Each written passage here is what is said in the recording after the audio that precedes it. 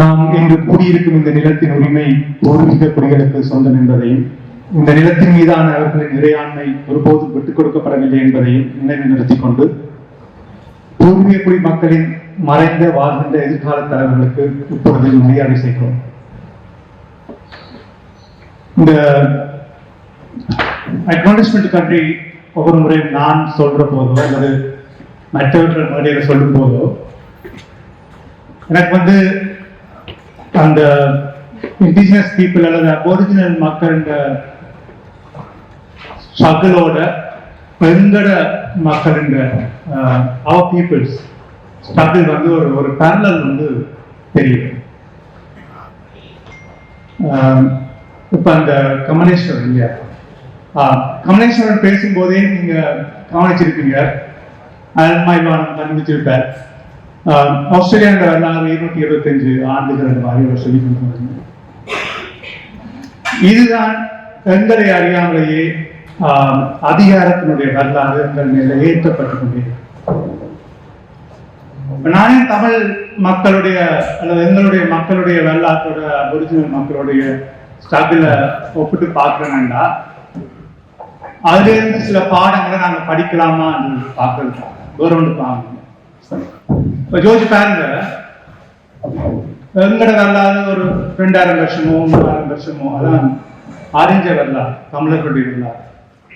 இங்க 60,000 வருஷமா ஒரு சமுதாயம், ஒரு நாகரிகத்தை கட்டி எழுப்பி கொண்டிருந்தது. கிட்டத்தட்ட 230 மொழிகளுக்கு மேல பேசின பல இனக்குழுக்கள் இங்க இருக்கு. அந்த மக்களை ஒரு 250 வருஷத்துக்கு முதல் வந்த ஒரு அதிகாரம் என்ன செய்யுதுங்க, இன ஒழிப்பு செய்யுது, இன அழிப்பு செய்யுது. இந்த பரவல்ஸை பாருங்க, இன அழிப்பு செய்யுது. அவர்களுடைய வாழ்நிலங்கள் இருந்து அவர்களை துரத்தி ஆஸ்திரேலியான்ற ஒரு மூளைக்கு அவர்களை துரத்தி அடிக்குது.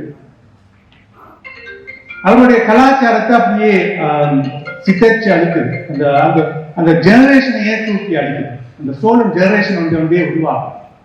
இப்ப மக்கள் தங்களுடைய அடையாளத்தை இழக்கிறார்கள், மொழியை இழக்கிறார்கள்,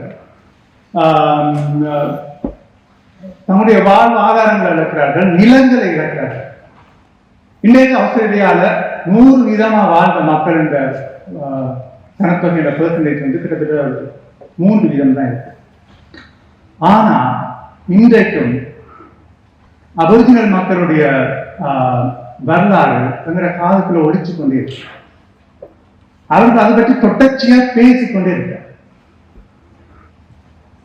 எப்படி பேசுறாங்கன்னா அவர்களுடைய வாழ்க்கையை கதை சொல்லுதல் ஒன்றாக தான் இருக்கு.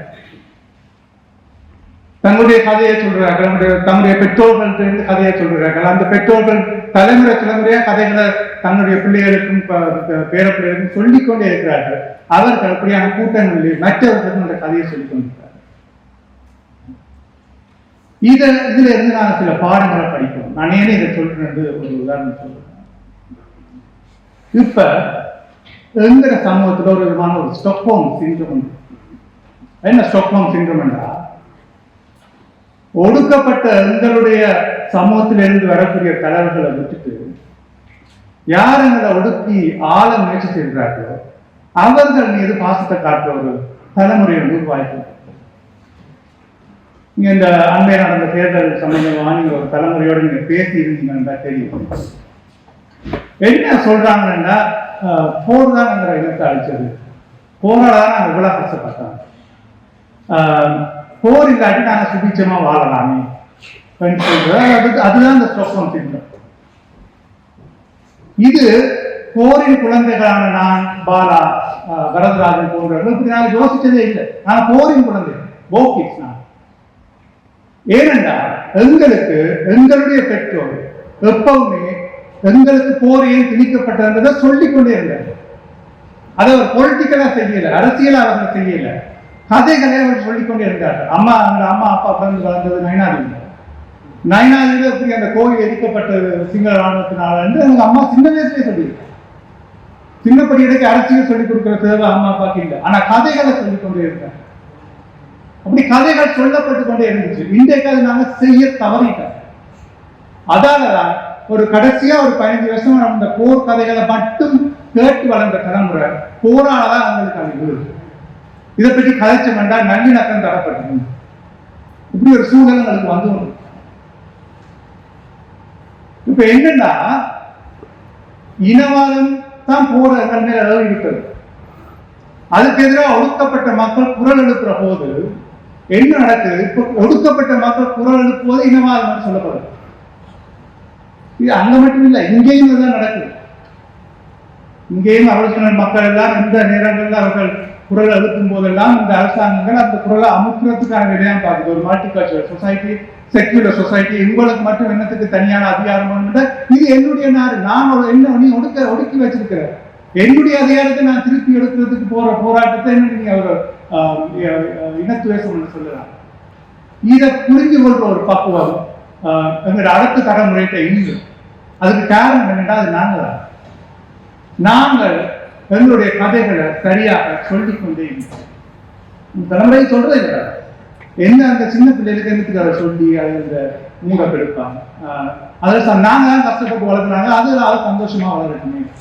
வளரையாத 20 வயசுல ஐடென்டிட்டி கிரைசிஸ் வந்து அது இன்னும் ஸ்ட்ரகிளா கதைகளை சொல்லிக் கொண்டே இருக்கும்.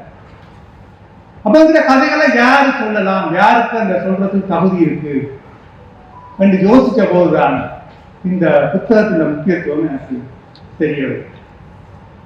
இப்போ உங்களை எல்லாருக்குமே வரதராஜாவை தெரிஞ்சிருக்கும். அவர் இந்த 2009 காலத்துல அவர்களுடைய மக்களுக்கு செய்த சேவை, எத்தனையோ மக்களுடைய உயிரை காப்பாற்றினது, அதால அவருக்கு காயம் வந்தது, ராணுவ விசாரணை நிறைய சிக்கல் பட்டவர், இது எல்லாமே எங்களுக்கு தெரிஞ்ச விஷயம். எனக்கு என்ன அந்த புத்தகத்தை வாசிச்ச போது எனக்கு என்ன கவலையா இருந்துச்சுன்னா, ஒரு மனுஷன் அந்த ஒரு 5-6 வருஷத்துக்கு நாங்க ஒடுக்கிட்டோமோன்ற ஒரு கவலையா இருந்துச்சு. ஏன்னா இந்த புத்தகம் வந்து அவருடைய பயோகிராபி, அவருடைய வரலாறு. எப்படிப்பட்ட வரலாறுன்னா, யாருக்கு வரலாற்றை சொல்றதுக்கு தகுதி இருக்குன்னா அந்த வரலாற்றோடு வாழ்ந்த மனுஷனுக்கு தகுதி இருக்கு. இப்ப எனக்கு என்ன தகுதி இருக்கு வரலாற்றை பற்றி பேசுறேன்னா, நான் ஒரு 30 வருஷமா யாழ்ப்பாணத்துல வாழ்ந்தேன், ஒரு 2-3 வருஷம் வன்னியில வாழ்ந்தேன். அப்ப அந்த யாழ்ப்பாணத்து வரலாற்றையும் வன்னி வரலாற்றையும் சொல்லக்கூடிய தகுதி எனக்கு இருக்கு, அந்த காலத்துக்குரிய தகுதி. ஆனா நான் முல்லைத்தீவு பற்றியோ திருவண்ணாமலை பற்றியோ மட்டக்களப்பு பற்றியோ ஒரு வரலாற்றோடு வாழாத நான் வரலாற்றை எழுத முடியாது. ஆனா இந்த மனுஷன் ஒரு ஸ்பெஷல் கேஸ். ஏன்னா பிறந்தது வந்து திருவண்ணாமலையில தம்பலாமத்துல பிறக்கிறேன், 75 ஆண்டு பிறக்கிறேன். அப்ப போர் ஒன்று நாட்டுல தூரிட்டு கிளம்புறாங்க, இன ஒடுக்குமுறை இருந்தது, இனத்துவேசம் இருந்தது, போர் இன்னும் ஏவப்படாத ஒரு காலம். தன்னுடைய நிலத்துல தன்னுடைய மண்ணில் தமிழ் மக்களோட சந்தோஷமா தான் அந்த குடும்பம் இருந்திருக்கு. இப்ப ஒரு 8 வயசுல 7 வயசுல இன ஒடுக்குமுறை அந்த காலையில் வந்து வெட்டி தாக்கி அது கொழும்புல நடந்ததுதான் பல சொல்றது. ஆனா இலங்கை முழுக்க பல்வேறு இடங்கள்ல பல்வேறு லெவல் தான் இந்த சம்பவம் நடந்தது. இப்ப இவருடைய குடும்பம் திருவோணமலையில தன்னுடைய நிலத்துல பாதுகாப்பு. இப்ப அங்க இருந்து அவர் இடம்பெயர்ந்து போறாரு. இடம்பெயர்ந்து ஒரு முல்லைத்தீவு பக்கம் இருந்து பிறகு ஒரு 11 வயசுல இலங்கை ராணுவம் இந்திய ராணுவம் இருந்த காலத்துல காட்டுக்குள்ள ஒரு 22-23 நாளா நடந்து கஷ்டப்பட்டு திரும்ப முல்லைத்தீவு நகரத்துக்கு சென்று அங்கேயிருந்து புதுக்குடியிருப்புக்கு சென்று படிச்சு இப்ப போறங்க. இவர் போற இடம் முழுக்க வரலாறு தனக்கு பதிகிறதுக்கு ஒருத்தர் வேணும்ன்றதுக்காகவே இவரை கூட்டிட்டு கொண்டு தெரிஞ்ச மாதிரி வரலாறு தெரிஞ்சிருக்கு. உங்க இடத்துல வரலாறு எங்கெல்லாம் வரலாறு நடந்திருக்கோ, எங்கெல்லாம் பெரிய பெரிய சம்பவங்கள் வரலாறு நடந்திருக்கோ அதுக்கு பக்கத்துல வரதராஜா இருக்கு. இப்ப இவர் ஜாழ்ப்பாணத்துக்கு படிக்க போறாரு. ஜாழ்ப்பாணத்தை படிக்க போய்க்கா என்ன நடக்குது? ஜாழ்ப்பாணத்துல இருக்கிற செம்மணி புதக்குழி என்ற சம்பவம் வெளியே வருது. கிருஷ்ணாந்தி அக்காண்ட பாலியல் வல்லுறவு சம்பவமும் அவர் கொலை செய்யப்பட்ட சம்பவமும் வெளியே வருது. அங்கே இருக்க இந்த சம்பவங்கள் எல்லாம் வெளியே வருது. அப்புறம் வாகரைக்கு போகும்போது, மட்டக்களப்புக்கு போகும்போது அங்கே இருக்கிற அத்தனை வரலாற்று சம்பவங்களையும் இவர் பதிவு செய்யறார். இவர் அவருக்கு வரலாற்றின் சாட்சியமா இருந்தார்.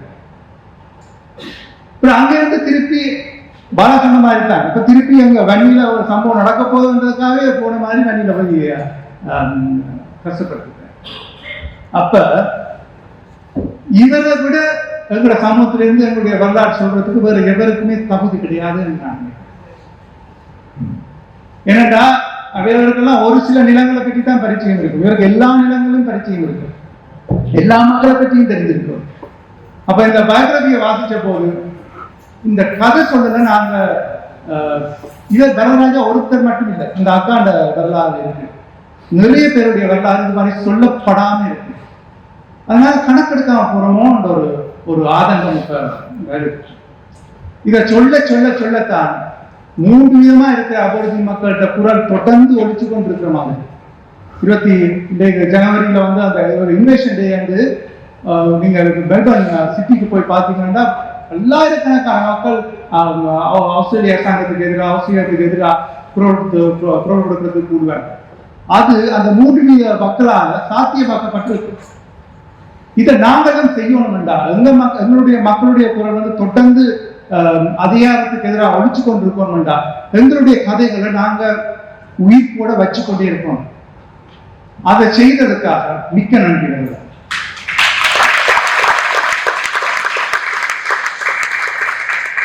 இன்னொரு விஷயம், ஒரு பயோகிராபியா 200 பக்கத்துக்குள்ள இந்த பெரிய ஒரு மனுஷன் வாழ்க்கையை அடக்கிறது அவர் போதாங்க. ஆனா உலகம் முழுக்க பயோகிராபிஸ் ஒருக்கு எழுதப்படுறது, பல தடவைகள் பலரால பல்வேறு காலகட்டங்கள் எழுதப்படும்.